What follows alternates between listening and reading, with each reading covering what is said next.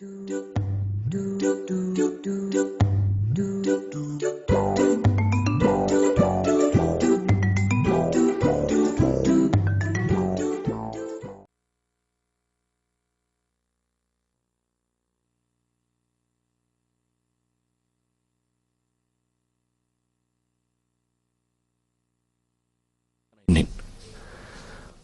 hadduu dhaqaale kaa fiican yahay wax walba miyuu kaa fiican yahay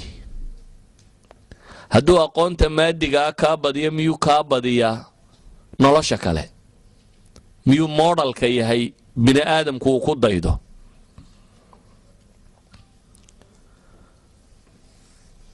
caalamkaynu maanta joogno waa caalam la yidhaahdo cuquusha waa la weeraraa caqliga bini aadamka waa la weeraraa si wixii la rabo looga dhaadhiciyo wuxuu ama ha xumaado ama ha fiicnaado waa in cidi uun danka leedahay misaal basiidaan idin siinaya maalan augustii dhoweyd 11keedii anigoo toronto jooga ayaan tv shiday CNN baa ka soo baxay CNN markaa nin baa la waraysanayaa ninka la waraysanaya wuxuu leeyahay qaanuun baan raadinayaa ah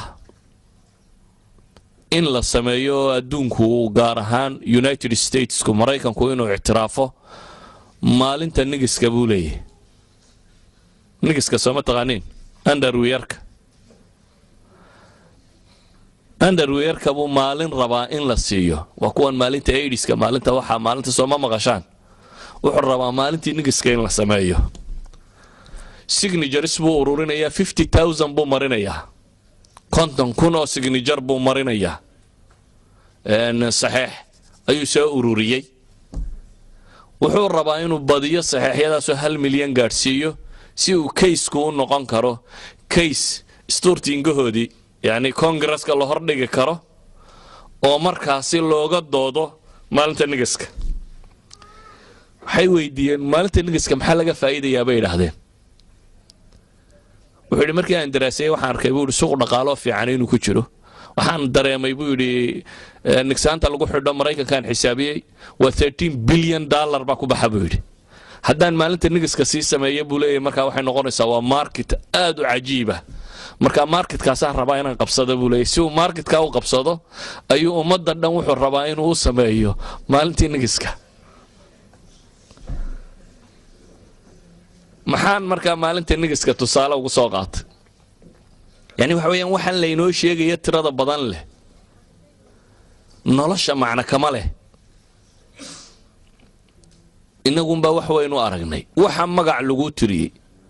waxaa laga yaabaa maanta haddii aan idin weydiiyo nebi Muxamed mise caruuruu dhalay inay adkaan doonto cidda si fiican uga jawaabi doon laakiin haddaan idin weydiiyo David Beckham imisuu dhalay waa la wada garan karaa waayo Beckham iyo Maradona iyo kan iyo hebelada tani waa laynoo buunbuuniyey dabeetana wax weyn oo cajaba baa laga dhigay laakiin really haddaad caqli fiican ku eegto maxay qabtaan caag baa loo neefeeyaa dabeetana area la yidhaahdaa 2 birood dhex geliya soo intaa maaha intaasi nolosha bini aadamka maxay ku kordhisaa caag haddii la neefeeyo oo dabeetana 2 birood laga dhex saaro waxba kuma kordhiso laakiin waxa loogu talagalay in qaabkan laynoo fakarsiiyo waxa la yidhi ninka kani caaggaa la neefeeyey 2 birood la dhex maayo $40 milyan oo dhaale ku qaataa $40 million ayuu ku qaataa waxa jira Western Europe dhalinyarada waxa loogu talagalay in la mashquuliyo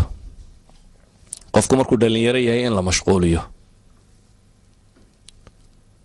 qaab waxbarasho dheer in la geliyo 12 sanadooda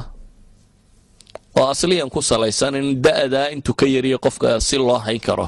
aanu suuqa shaqada iyo waxa si u soo gelin mar labaad in qofkan la mashquuliyo oo laga mashquuliyo qadaayaadka bulshada mesela Yurub lixdanada wixii ka horeeyay dhalinyaradu khatar bay ku hayeen siyaasadka Yurub waxa bedeli jiray lixdanadii wixii ka horeeyay ardada jaamacaadka ku jira France oo kale 1968kii ardadii jaamacaadku inqilaabadiyadii waxay sameeyeen waxay qarka u gaadhay in mar laba thawra alfaransiya dib loo inqilaabo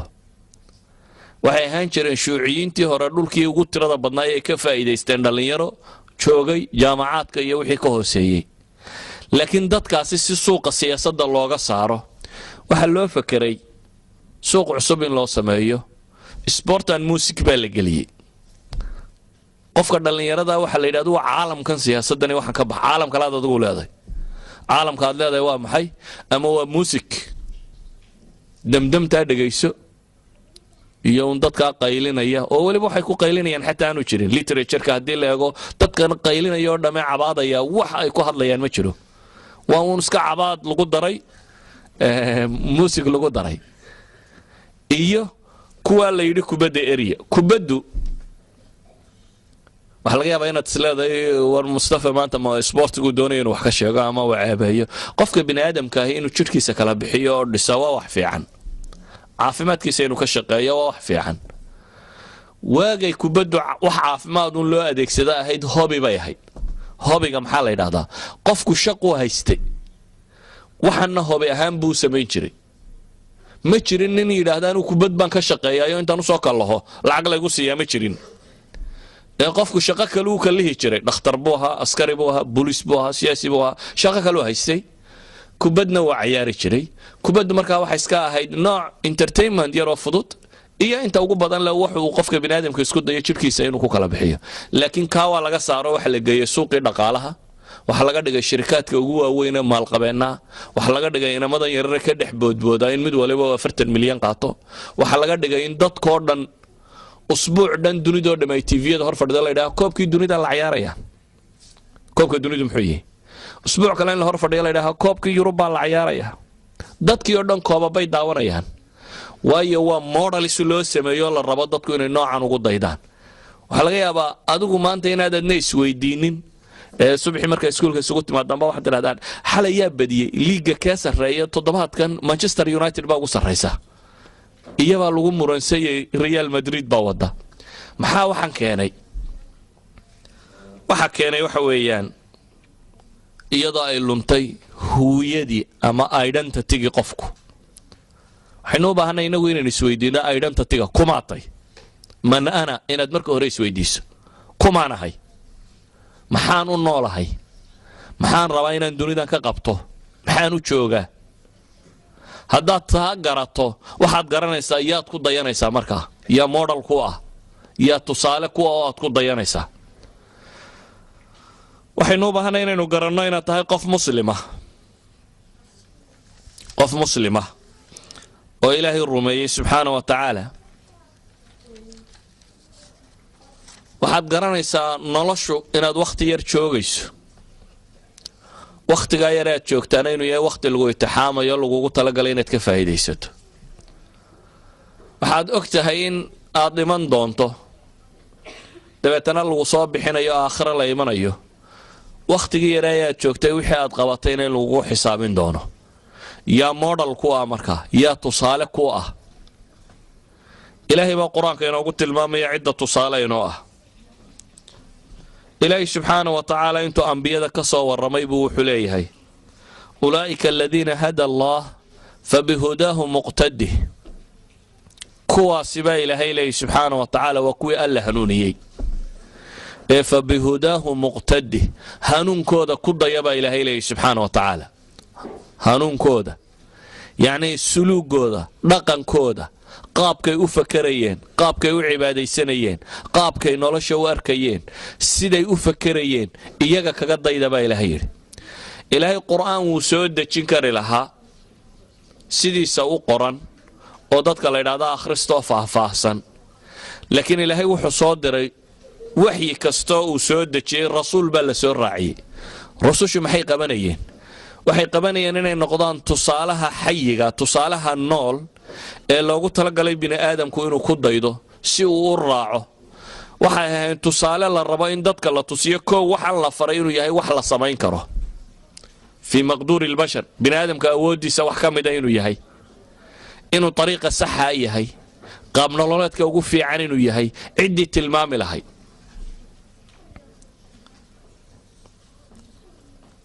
walidalik waxaynu ku celcelinaynaa leenay waa inaynu si fiican u daraasaynaa u garanaa ciddaynu ku dayan lahayn ciddaynu ku dayanaynaa waxa weeyaan bini aadamkii ilaahay abuuray oo dhan kuwii ugu fiicnaa waxa alle dad abuuray waxa ugu fiicanoo ummad walba kii ugu fiicnaaya ilaahay ka doortay waa nebi ama rasuul ummad kasta kii ugu fiicnaa ee ilaahay ka doortay waa nebi ama waa rasuul nebiga iyo rasuulka waxaa loogu talagalay inuu model u noqdo ama shaygii bini aadamka oo dhami uu ku dayanaya inuu noqdo waxaan ku dayanaynaa min bacdi dalik kuwa iyagu rabeeyeen oo kobciyeen haddaad fikraddaasi qaadato waxa aad dareemaysaa inaad adigu dunida ustaad markaasi u tahay qofkaan ilaahay garanaynin waa wax ma garato qofkaan ilaahay garanayn subxaana wa tacaala waa wax ma garato afaman yaclamu anama unzila ilayka min rabbika alxaqu kaman huwa acma cidda alle garanaysa maalan aqoontu maxaa lagu qiimeeyaa aqoonta waxay ka warramayso iyo waxay tarto socaynkaa maaha inta ugu badan le dadku aqoonta aqoonnimo uma bartaan laakiin marketka waxay ka goysaa loo bartaa haddii iminka laydin yidhaahdo computer science baa markaad ka soo baxdo lagugu qaadanayaa 30,000 40,000 oo karawne bishii wada computer science baynu gelaynaa laakiin hadduu marketku isbedelo layidhaaho saxaafaddaa ka qaalisan saxaafaddaad u guuraysaa saxaafadnimadu iyo kombiyuutarnimadu ma ahayn fiicnaanta laakiin marketka waxay ka jaraysay baa ahaa aqoonta alle la bartaa marketka waxay ka goynaysaa iyada ugu qaalisan oo ay jannay goysaa yani life span-kaaga markaad eegto nolosha intaad noolaanaysaa atwaar baad soo maraysaa wakhti aad dhabarka aabbaha iyo hooyada ku jirtay wakhti aad caloosha hooyada ku jirtay wakhti aad dunida korkeeda sarrayd wakhti aad xabaal ku jirtay kadibna waad ka soo baxaysaa waxaad ku dambaynaysaa janno ama naar noloshaasoo dhan marka la isku daro diintu intay ka tartaa inta ugu qaalisan bay ka tartaa hadday tahay nolosha inaad ku nooshahay si sawiyo toosan inaad u noolaato iyadaa tilmaamta hadday ta aakhiro tahayna waxa ugu qaalisan iyadaa keenta daatada ay ka warramaysaa maalan inaad cilmi quraanjo barato quraanjada cilmi ku saabsan iyo inaad cilmi bini aadam ku saabsan barato waxa qaalisan cilmi bini aadam ku saabsan waxa kaloo la mid ah cilmi allihii dunida abuurayba ku saabsan inaad barataa wuxuu ka qaalisan yahay makhluuqaadka cilmiga ku saabsan sida daraaddeed waxaynu u baahannahay inaydan isu arag minority yaryaroo masaakiina oo dadkii kale uu ka sarreeyo oo markaa la khajila waxaan kaaga digayaa inaad xijaabka la khajisho ama salaada aad la dhuumato markaad iskuulka sidaada ku tuko waxaad sileedahay talo xagaad ku tukataa markaasaa laga yaabaa inaad wareegto mid yidhaha musqusha agteeda aan ku tukanno jaranjarada hoosteeda aan ku tukanno meel aan ili kaa qaban baad daydayaysaa sababtu waa maxay waxaan baad la khajilaysaa kula yayliita waxay ahayd inaad rumaysato adigu inaad the right way taagantay safkii sax aha inaad taagantay iyaguna kii qaldana inay taagan yihiin inaad isu dhigto inaad model noqoto dadka inta kale ay ku dayato ma ahayn inuu iskuulka model ka noqdo inanta timaha kala jeexda ee naasaha qaawisa ee marada yara gaaban seeta waxay taasi qof laga yaqyaqsoodo inay noqoto inaad adigu maradaada iyo asturkaaga tusiso inaad tahay the right person dhaqan ahaan aqoon ahaan waxa la baranayo wax kastaba inaad adigu tahay the right person idan ku dayashadu waxay ka bilaabmaysaa inaan marka hore inhizaam nafsi inugu dhicin inaynan jabin inferiority complex inaad marka hore adigu qaadin cuqdad nafsi inaanay kugu dhacin aan soran xijaabka waxa laga yaabaa markaad masaajidka imanaysaa inaad jiqis ka soo siiso iskuulka markaad tagaysana mid la yara modify gareeyo dhanna surwaal ka yara ah dhanna funaanad yar ka ah meelahana aad masar yar ku duubto waa modification xijaab aad modify garaysay maya ha modify garaynin sidii ugu weynye u qaado aragna you are the superior adaa ugu sarreeya dadka waayo dariiqii ilaahay jeexay baa taagantay the right way baa taagantay mithaal basiitan ku siinaya saxaabadii nebi maxamed salawaatullaahi wasalaamu calayhi duniday furteen lisboonadan iyo viyaana iyo belgrad iyo mooska iyo dhulkan oo dhan dacladeeday wada yimaadeen muslimiintu ilaa iyo laga gaadhayo China iyo Indonesia iyo waxa la mid ah dhulal badan oo dhulalka ka mid ah kumay furanin dagaal dhulal badan oo ka mid ah waxay ku furteen dhaqan iyo akhlaaq iyo dadnimo iyo macaamil bay kula furteen waxay ku furteen qaabkay u noolaayeen iyo siday u fakarayeen iyo waxay basharka u keeneen waxay ku furteen oo kaaga filan Rustam markii ay dagaalamayeen muslimiintii iyo saxaabadii Rustam oo janankii hogaaminayay ciidamadii Persia Iran ciidamadeedii ayaa waxa la isku galay Qaadisiya meel ku taala haatan wadankan Ciraaq loo yaqaano waa intaan madaayina Ciraaq bay ka tirsantaa rajaynaya la furanin waxay dagaalkii markuu muddo socday codsadeen nimankii gaaleed bal muslimiintu inay cid soo diraan hal wada hadlee Sa'd ibn Waqqas saxaabigii la oran jiray wuxuu u diray saxaabi la yiraahdo Ribci ibn Aamir Ribci waxa loo diray inuu wada hadal la soo sameeyo janankii ama boqorkii watay ciidamada gaaleed dabeetana wuxuu u yimi isagoo faraskiisa yaraa wata oo hubkiisii xidhan ayuu meeshii yimi boqorku wuxuu ku tala galay ninka kan inuu nafsad ahaan jabiyo dabeetana waxa la dhigay red carpetka wada taqaan Soomaha madaxdu markay dawladda ka soo degayso kacas la dhigo Sooma taqaanin ee ay soo dul socdaan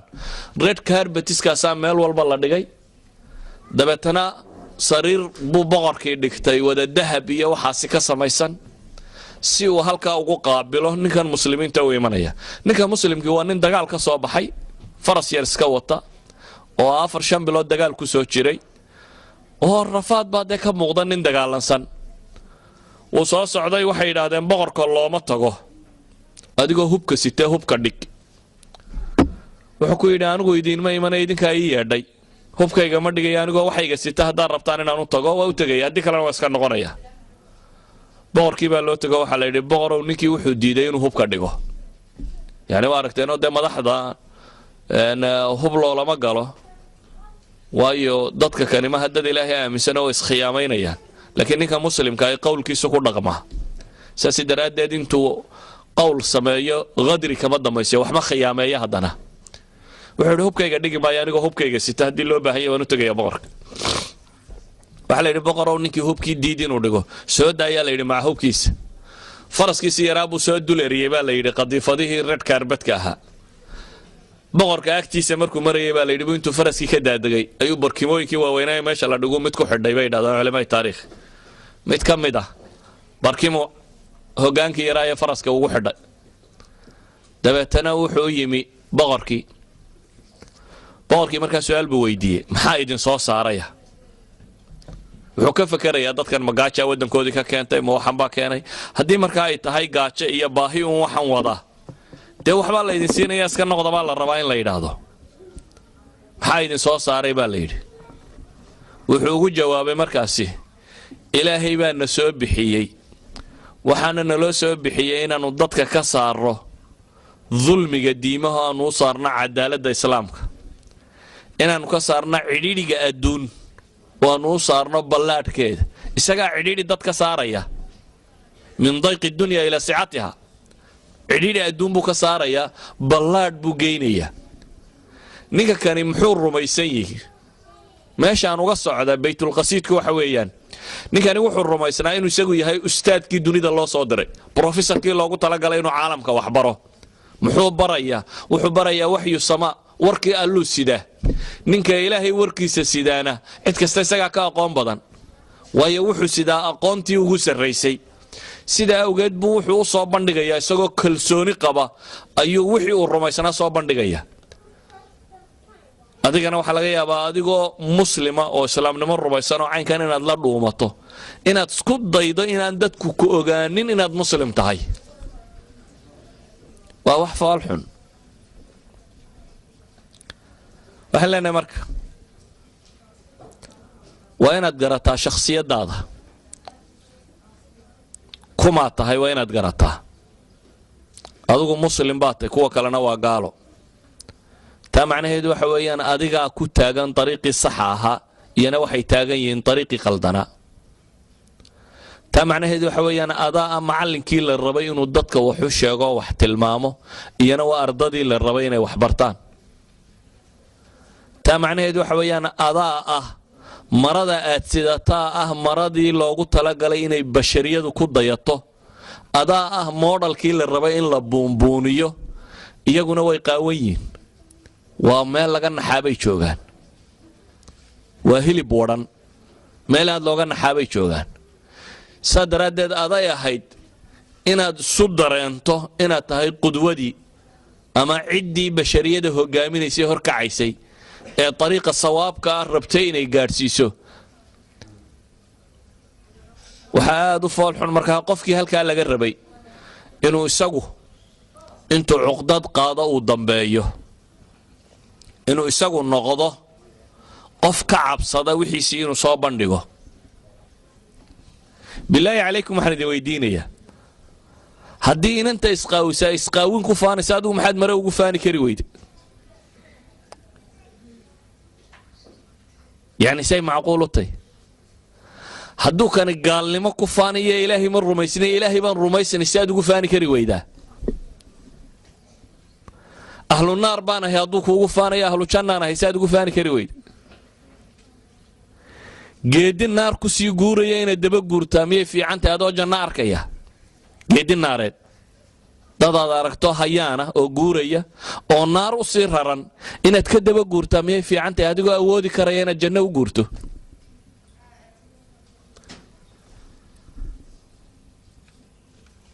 waxaan kelmaddeeda ku soo koobaya waxa weeyaan laba hal baa laydinka baahan yahay inaad garato waxaad tahay iyo waxaad rumaysantay oo inaad garato inaad muslim tahay muslimnimada macnaheeduna inuu yahay qof raacay risaaladii ama hanuunkii ugu dambeeyey ilaahay xaggiisa ka yimaada ama hanuunkii nebiyaba loo soo dhiibay dhammaantii qof haysta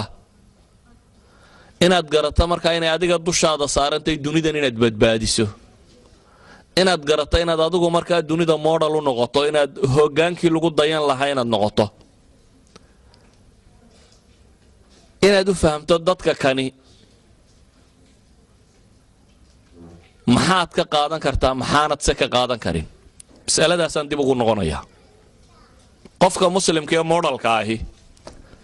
dariiqa aakhiro loo maro isagaa haya adduunka ka loo marana isagaa haya laakiin aqoonta maadiga ee kale ee ka timaada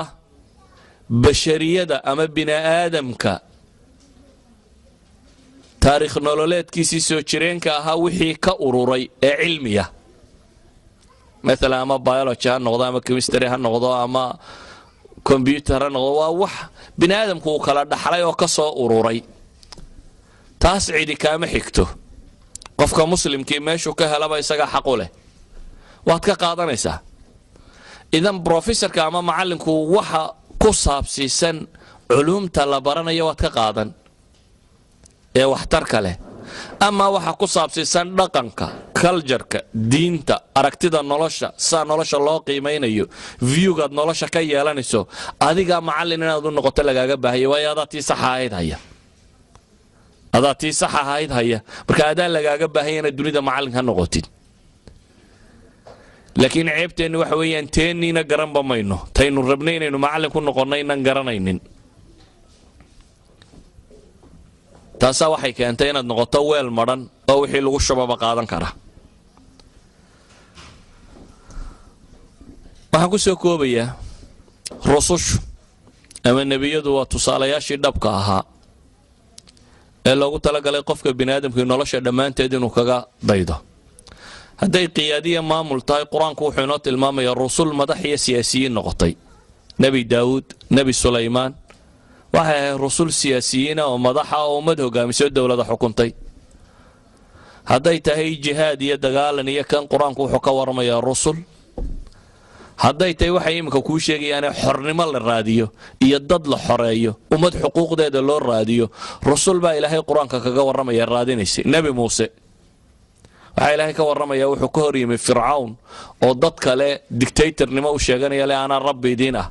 ilaahayna uu soo diray inuu reer banu israa'iil ka xoreeyo an irsil maciya bani israa'iil haddaad u baahan tahay qof dhibaatoobay oo mashkilada haysato iyo si uu noolan lahaa ilaahay rusul buu tusaale ka dhigay nebi ayuub baa la tilmaamay oo 18 sano jiifay oo xanuunsanayay oo dhib badan heshay haddaad cidhiidhi iyo mashkiladii cid ay qabsatay iyo qaabka loo noolaaday rusul baa ilaahay tilmaamaya nebi yuunus oo xuutadi liqday oo kalluun calooshii ku galay oo haddana ka soo baxay oo ilaahay subxaana wa tacaala u gargaaray haddaad rabto cid dagaalyahanoo ummaddoodii u dagaalantay oo xoraysay rusul baa ilaahay ka warramaya nebi daawuud oo jaaluut la dagaalamay oo ummadda dhan ka xoreeyey niman gaalo ahaa yacni nolosha dhan kastoo aad ka eegto waxaad helaysaa rasuul ah kii lagu dayanayay nolosha dhan kastoo aad ka eegto waxaad helaysaa rasuul ilaahay qur-aanka uu kaga warramayo oo ah ciddii lagu dayanayay ee nolosha tan hogaamisay sidaa awgeed ayaa ilaahay subxaana wa tacaala nebi maxamed wuxuu gaar inoogu sii tilmaamaya laqad kaana lakum fii rasuuli illaahi uswatun xasana liman kaana yarju allah walyowma alaakhir wadakara allaha kaiira nebi maxamed waxaa idinku sugan baa ilaahay leeyahy ku dayasho fiican ciddii alle subxaana wa tacaala iyo maalinta qiyaamaha rajaynaysa ee damac kaga jiro ee ilaahay xusaysa subxaana wa tacaala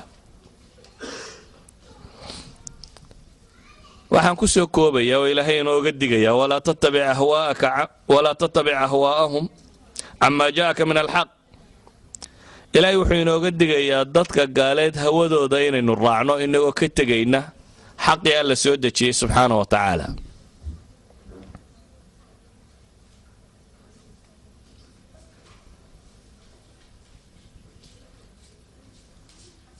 waxaan ku soo koobayaa marka oo warkaygoo dhammi yahay idinkaa aad tusaalihii la rabay in lagu dayda idinku cid idinka liidata ha ku dayanina cid idinka liidata ha ku dayanina ha laydinkaga daydo laakiin islaamnimo dhaba ma aha in marada qura laydinkaga daydo waa in dhaqan oo dhan laydinkaga dayda dad run sheegaya oo run ku dhaqmaya oo deeq iyo waxbixin leh oo ballan oofinaya oo hoom weegiisa ka shaqaynaya oo macallinkiisa ixtiraamaya oo dariskiisa dhiganaya oo wixii loo diro si toosan u qabanaya oo qumman in lagaaga daydabaa muhiima markaasaa tusaalii dhabtaa noqonaysa laakiin haddaad xaggana mara ka qaadato kalaaskana aad jirtid macallinkana been u sheegtid saaxiibkaana wixiisa aad ka qaadatid kana aad dulmidid markaa tusaale noqon maysid tusaale waxaa tahay waxa meesha lagu hayo marka aad ka tahay qofkii laga rabay hadday waxbarashatay hadday dhaqantay hadday ballan tahay hadday hadaltay iyo run la sheegayo qof street forward markaad noqoto qof toos u socda modelka la rabay islaamigiina waa kaa walidaalika baa ilaahay subxaana wa tacaala qur-aanka wuxuu inooga digayaa inaynan odhanin lima taquuluuna maa laa tafcaluuna kabura maqtan cinda allahi an taquuluu maa laa tafcaluun inaynan bad example ka noqonin diinta waxaan aad uga cabsi qabaa inaynu inagu dadka diinta ka celinno nidhaahna ha soo gelina waayo diintu hadday inaga ina anfici weydo war idinkeeda anfacaysaa soo gala say suurtagal u tahy waa in dadka diinta aynu ugu yeedhayna ay noqoto dhaqankeenu inuu dadka dacwo gaadhsiinayo waa laga yaabaa afafku inaynuguba adag yihin inaynan si fiican ba isu fahmin laakiin kaljarkaaga iyo dhaqankaagaa yeedhaya haddaad adigu qof quman tahay meeshaad ka shaqayso meeshaad wax ka baranayso meesha aad joogto cidda aad la saaxiibka tahay markaad si quman ula dhaqanto qumanaantaadan baa dacwada sheegaysa warkaaleya ilaahay rumeeya ha noqonina markaasi diinta kuwii dadka ka celiya oo bad examples ha noqonina tusaale xun oo dadka diinta ka celiya ha noqonina ee waxaa noqotaan tusaale fiican oo dadka diinta u soo haga waxaa noqotaan dadkii mujtamaca kani u idin wanaajiyey norwijigu saacanka maaha waayo hoy baa laydin siiyey waxa cuntaanna waa laydin siiyey waxbarashana waa laydin ogolaaday intay doontaba ha noqotee idan waynaynu ka abaalgudnaynana wixii wanaagsanaa aynu sidnay inaynu siino diin baynu sidnay islaamnimaynu sidnay dhaqan fiican baynu sidnay wixii wanaagsanaa aynu sidnaynana waa inaynu siinaa oo man lam yashkur innaasa lam yashkur illaah waa inaynu dadka u mahad celinaa laakiin mahad celku maaha inaynu inana barro sida sistamkooda loo buriyo sida loo xado sida been loo sheego sida wax laysu weydaariyo kaa maaha waa inaynu ugundamkooda hanuunin karnaa iyagu maanta ugundamkoodii way u taagla'yiin sigaar iyo khamri iyo suuq iyo baliya baas iyo waa in iskuulka 5 hablood ama 5 wiil oo muslima ay degan yihiin waa in iskuulkan dhaqankiisa bedelaan waa in iskuulkani noqdaa model la yidhaahdo markaasi waxa loo baahan yahay in dadka ajanabiga muslimiinta iskuullada lagu badiyo loo qaybiyo waa inay noqotaa waayo waa model iskuulka wax taraya laakiin haddaan noqotaan intaa meel ku ururtaan iskuulka joogtaan inuu aqoonta ka hooseeyo iskuullada kale oo dhaqanka ka sii liito oo waxbarashada ka sii liito oo damiinnimada ka sii liito meel kasta u sii fool xumaataan markaa islaamka aad ceebaynaysaa weeye waxaa la rabay meesha 5 ku joogtaan ama 10 ku joogtaan inaad noqotaan 10 example oo dadka kale raadiyaan 10 kan oo kale in la helo iskuullada kale inay u baahdaan markaasi waxaanu u baahanay 10 arday oo muslima in iskuulkan lagu soo daro si iskuulku uu hagaagi karo u toosi karo waxaynu markaa isugu nimi waxa weeyaan inaynu modelkaasi muujin karno ku dayashadaas inaynu muujin karno in maanta laga bilaabo aad garataan inay idinku tihiin dadkii lagu dayan lahaa inventionka dadka u keeni lahaydeen idinkaa laydinka rabaa markaa maanta laga bilaabo idinkaa aad dadku ku dayan lahaa markaa idinkaa laydin rabaa inaad noqotaan dad mujtamaca hogaamin kara oo waxa ay xambaarsan yihiin u gudbin kara oo aadoon af uga gudbin dhaqankaaga iyo akhlaaqdaada iyo qaab nololeedkaaga waa inuu gudbiyaa sharkoodana waa inaad isku daydaa inaad iska cadaadiso khayrkaaguna waa inaad isku daydaa inuu dadka wada gaadhi karo markaasaad noqonaysaa qofkii muslimka ee dhabta ahaa ee ilaahay iyo rasuulkiisuba ay jeclaayeen markaasaad noqonaysaa qofkii muslimka ee badbaad